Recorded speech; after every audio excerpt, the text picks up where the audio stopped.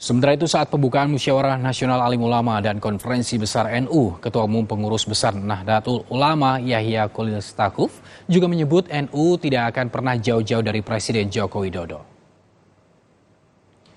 Menurut Gus Yahya, selama ini Jokowi telah banyak membantu NU, mulai dari pembangunan Universitas NU di Yogyakarta yang telah dibangun atas bantuan Jokowi hingga kerjasama dengan MBZ University. Karena itulah NU juga akan senantiasa dekat dengan Jokowi.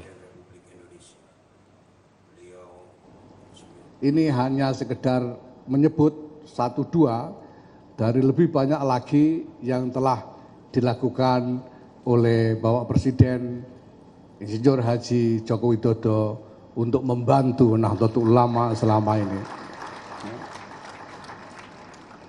Saya sepenuhnya merasakan bahwa sejak